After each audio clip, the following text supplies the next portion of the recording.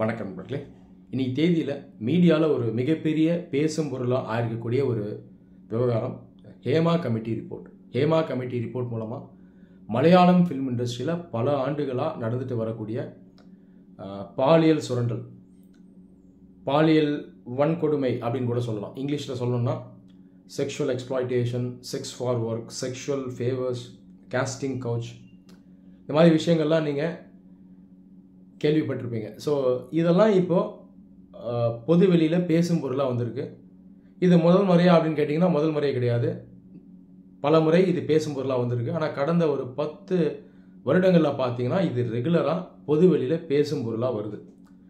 வரணுமான்னு கேட்டிங்கன்னா கண்டிப்பாக வரணும். இது சம்மந்தமாக விழிப்புணர்வு அதிகமாக தேவை. ஒரு 6 வருடங்களுக்கு முன்னாடி இந்த மீ டூ கேம்பெயின் இது கீழேயும் இது பேசும் பொருளாக வந்துச்சு. இந்த ஹேமா கமிட்டி ரிப்போர்ட் இது மெயினாக மலையாளம் ஃபிலிம் இண்டஸ்ட்ரியில் தான் ஃபோக்கஸ் பண்ணுது. ஆனாலும் மலையாளம் ஃபிலிம் இண்டஸ்ட்ரியில் மட்டும்தான் இந்த பிரச்சனை இருக்கான்னு கேட்டிங்கன்னா இல்லை. அன்ஃபார்ச்சுனேட்டாக எல்லா ஃபிலிம் இண்டஸ்ட்ரியிலும் இருக்குது, ஆல் இண்டியா லெவலில். இதுதான் உண்மை. அதுக்கு நான் மலையாளம் ஃபிலிம் இண்டஸ்ட்ரியில் நடக்கிற பிரச்சனைகளை சப்போர்ட் பண்ணுறேன்னு அர்த்தம் கிடையாது. ஒட்டுமொத்தமாக ஃபிலிம் இண்டஸ்ட்ரியில் இருக்குது இந்த செக்ஷுவல் எக்ஸ்ப்ளாய்டேஷனுங்கிறது இருக்குது. மற்ற இண்டஸ்ட்ரீஸ்லையும் இருக்குது, ஃபிலிம் இண்டஸ்ட்ரீஸ்லையும் இருக்குது. இப்போ நிறைய ஃபீமேல் ஆக்டர்ஸ் பார்த்திங்கன்னா பல ஆண்டுகளுக்கு முன்னாடி அவங்களுக்கு நேர்ந்த பிரச்சனைகள், கொடுமை, சுரண்டல் இதெல்லாம் இப்போ பேசுகிறாங்க. இந்த வீடியோவில் இந்த விவகாரம் சம்பந்தமாக என்னுடைய கருத்துக்கள் சிலவற்றை நான் உங்களோட பகிர்ந்துக்க விரும்புகிறேன். தயவுசெய்து இதை ஒரு ஓப்பன் மைண்டோட லிசன் பண்ணுங்கள்.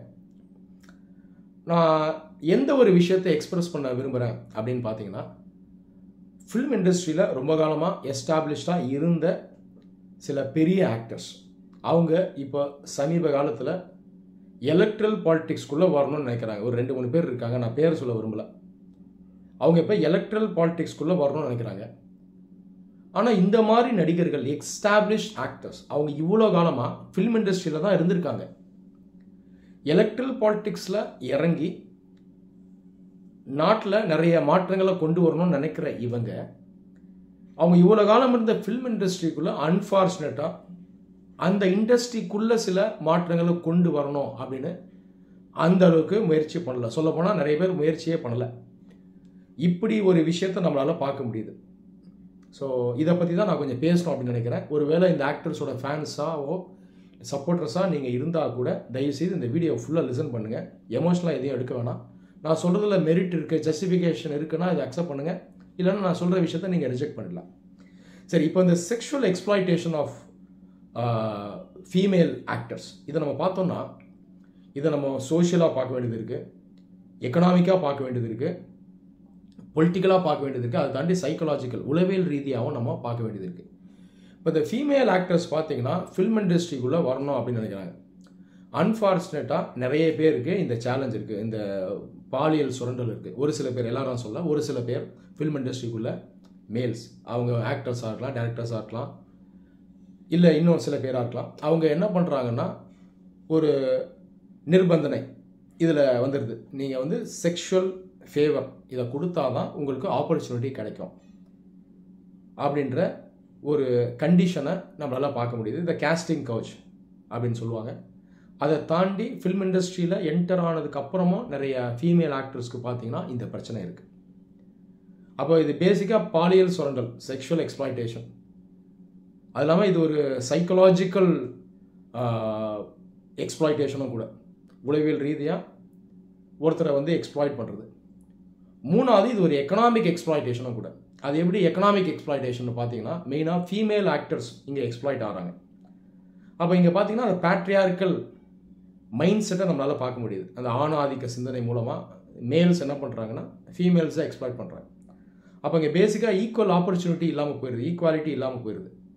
அப்போ அந்த இண்டஸ்ட்ரிக்குள்ளே வரணுனாலே முதல்ல எக்ஸ்ப்ளாய்டேஷனுக்கு உள்ளாகி சில விஷயத்தை கட்டாயத்தின் பேரில் ஏற்றுக்கிட்டு தான் உள்ளே வரணும்னு இருக்குது. அப்போ இதுவே பார்த்தீங்கன்னா ஒரு பெரிய டிஸ்கிரிமினேஷன் இல்லையா? எக்கனாமிக் டிஸ்கிரிமினேஷனும் இதில் இருக்குது. இப்போ இந்த மாதிரி விஷயங்களுக்கு உடன்படாத நிறைய ஃபீமேல் ஆக்டர்ஸ் கடைசி வரைக்கும் இண்டஸ்ட்ரிக்குள்ளேயே வராமல் போயிடுறாங்க. டேலண்டடாக இருந்தாலும் வாய்ப்பு இல்லாமல் போயிடுது. அப்போ இது எக்கனாமிக் எக்ஸ்ப்ளாய்டேஷனும் கூட. இண்டஸ்ட்ரிக்குள்ளேயே வர முடியல, ஈக்குவாலிட்டி இல்லை. அப்போ நேச்சுரலாக அந்த வாய்ப்பே இல்லாமல் போயிடுது. எக்கனாமிக் பார்ட்டிசிபேஷனாக உள்ளே இல்லாமல் போயிடுது. ஒருவேளை இவங்க உள்ளே வந்திருந்தா நல்ல ஷைன் ஆகி பெரிய ஆக்டராக எஸ்டாப்ளிஷ் ஆகி இவங்களும் எக்கனாமிக்காக ரொம்ப ஏர்ன் பண்ணலாம். ஸோ இந்த ஃபீமேல் ஆக்டர்ஸ்க்கு பார்த்தீங்கன்னா இந்த எக்கனாமிக் எம்பவர்மெண்ட்டுமே இதனால் இல்லாமல் போயிடுது. அது இல்லாமல் இது ஒரு லேபர் எக்ஸ்ப்ளாய்டேஷனும் கூட. ஆக்டிங்ன்றது லேபர் தான் இல்லையா? நீங்கள் டெக்னிக்கலாக பார்த்தீங்கன்னா லேபர் இருக்குது. அப்போ இது லேபர் எக்ஸ்ப்ளாய்டேஷனும் கூட. ஒரு சில பேர் யார் உடன்படுறாங்களோ அவங்களுக்கு தான் வாய்ப்பு கிடைக்குது, மற்றவங்களுக்கு வாய்ப்பு இல்லை.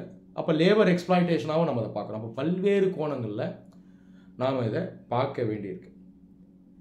இந்த பிரச்சனை இந்தியாவில் இருக்கக்கூடிய நிறைய ஃபிலிம் இண்டஸ்ட்ரியில் இருக்குது. ஆல்மோஸ்ட் எல்லா ஃபிலிம் இண்டஸ்ட்ரியிலுமே இருக்குது.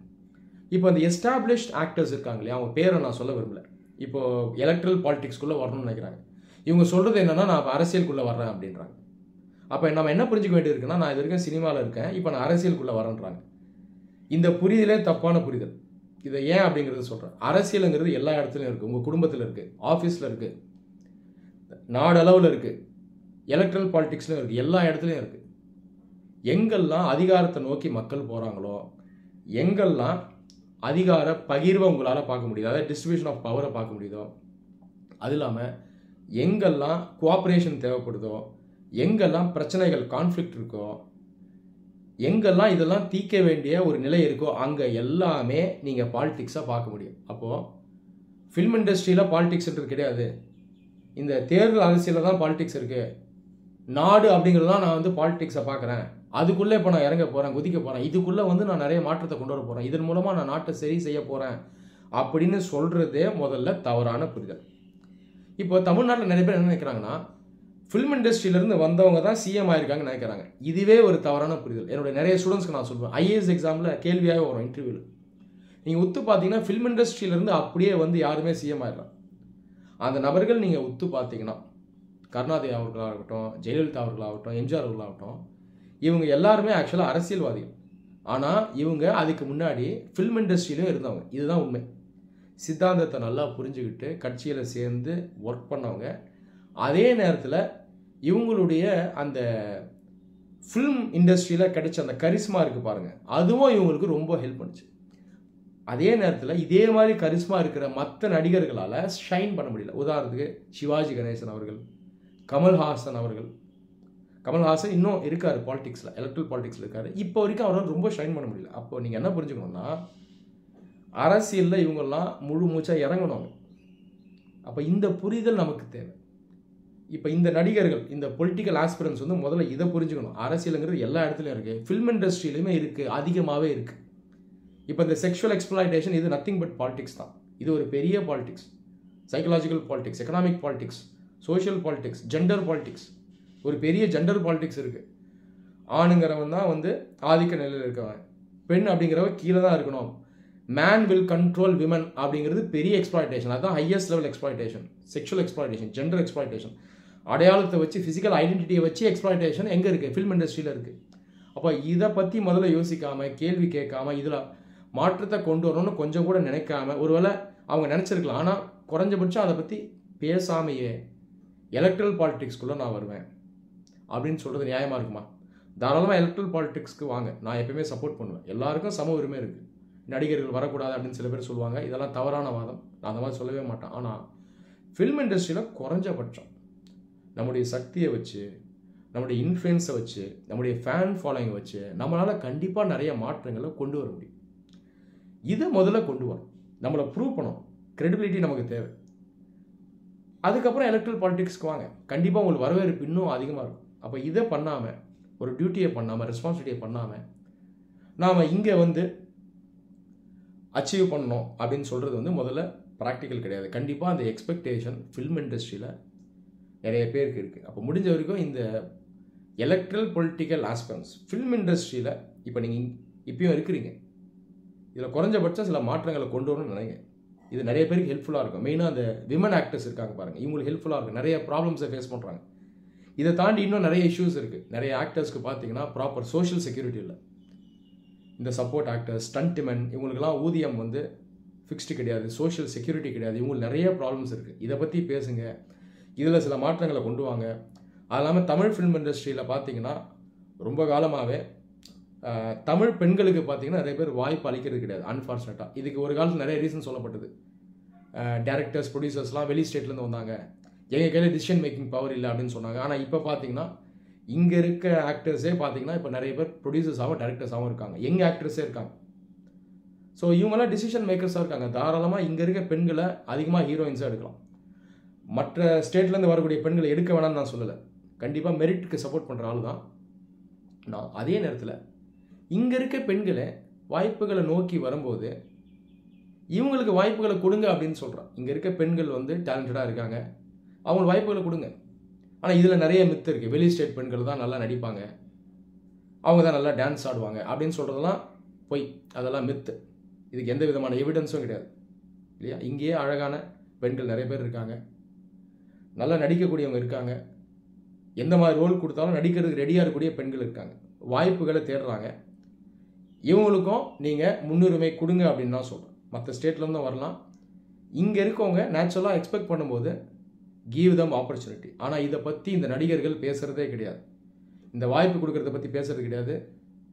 ஃபில்ம் இண்டஸ்ட்ரியில் இருக்க மற்ற ஆர்டிஸ்ட் ஃபேஸ் பண்ணுற ப்ராப்ளம் பேசுகிறது கிடையாது. உதாரணத்துக்கு சோஷியல் செக்யூரிட்டி பற்றி பேசுறது கிடையாது, வேஜ் பற்றி பேசுறது கிடையாது, ரிட்டையர்மெண்ட் பெனிஃபிட் பற்றி பேசுகிறதே கிடையாது. அதுவும் ஒரு சில பேர் ரொம்ப வல்னரபுளாக இருப்பாங்க. உதாரணத்துக்கு ஸ்டண்ட் மாஸ்டர்லாம் பார்த்தீங்கன்னா ரொம்ப வல்னரபுள், அவங்க அடிப்பட்டதுன்னா 2 வருஷம் நடிக்கவே முடியாது. சோஷியல் செக்யூரிட்டி கண்டிப்பாக தேவை, இதை பற்றி பேசுறதில்ல. அது இல்லாமல் இந்த செக்ஷுவல் எக்ஸ்ப்ளாய்டேஷனை பற்றியும் பேசுறதில்ல. உங்கள் இண்டஸ்ட்ரியிலே நீங்கள் பேசலைன்னா எலக்ட்ரல் பாலிடிக்ஸ் வந்து உங்களால் எப்படி ப்ரெஷர் ஹேண்டில் பண்ண முடியும்? நான் நேச்சுரலாக கேட்குறேன், நான் யாரும் ப்ளேம் பண்ணல. நான் ஒரு டீச்சர், நான் ஒரு பொலிட்டிக்கல் பார்ட்டியில் மெம்பராக இருக்கேன், நான் எந்த போஸ்ட்லேயும் இல்லை, நான் அடிமட்டத்தில் தான் ஒர்க் பண்ணுறேன், என்னால் முடிஞ்சது பண்ணுறேன். ஆனால் முதல்ல நான் இருக்க இண்டஸ்ட்ரியான இந்த டீச்சிங் இண்டஸ்ட்ரியில் என்னால் முடிஞ்சதை நான் பண்ணுறேன், என்னால் முடிஞ்சதை நான் பண்ணுறேன். அப்போது நீங்கள் பார்த்தீங்கன்னா உங்களால் நிறைய பண்ண முடியும். You have more power. நீங்கள் கண்டிப்பாக இதில் பெரிய மாற்றங்களை கொண்டு வர முடியும். நீங்கள் ஏன் கொண்டு வர நினைக்க மாட்டீங்க? இதில் யோசிங்க. ஸோ ஃபில்ம் இண்டஸ்ட்ரியில் குறைஞ்சபட்சம் மாற்றத்தை கொண்டு வாங்க. அதோடு சேர்த்து தாராளமாக நீங்கள் எலக்ட்ரல் பாலிடிக்ஸில் இறங்குங்க. இங்கே பார்த்தீங்கன்னா ஒரு லார்ஜ் ஸ்கேல் சேஞ்சை கொண்டு வாங்க, மாற்றத்தை கொண்டு வாங்க. முதல்ல கிரெடிபிலிட்டியை பில்டு பண்ணுங்கன்னு சொல்கிறேன். இப்போது எஸ்டாப்ளிஷ் பாலிட்டிஷியன்ஸால் ஃபில்ம் இண்டஸ்ட்ரியில் மட்டும் ஃபோக்கஸ் பண்ண முடியாது, ஆனால் நீங்கள் ஃபோக்கஸ் பண்ணலாம். ஏன்னா இங்கே இருந்தால் நீங்கள் எலக்ட்ரல் பாலிடிக்ஸ்க்கு வரேன்னு சொல்கிறீங்க. அதனால் இங்கே குறைஞ்சபட்சம் உங்கள் ரெஸ்பான்சிபிலிட்டி, டியூட்டி இதை ஃபுல்ஃபில் பண்ணிவிட்டு தாராளமாக எலக்ட்ரல் பாலிடிக்ஸ்க்கு வாங்க. இந்த விஷயங்களை நீங்கள் மனசில் எடுத்து நீங்கள் இதில் கொஞ்சம் கன்ஸ்ட்ரக்டிவாக ஒர்க் பண்ணணும்னு நினச்சிங்கன்னா கண்டிப்பாக இது எல்லாருக்கும் ஹெல்ப்ஃபுல்லாக இருக்கும். பர்சனலாக நான் அதை ரொம்பவே அப்ரிஷியேட் பண்ணுவேன். நன்றி.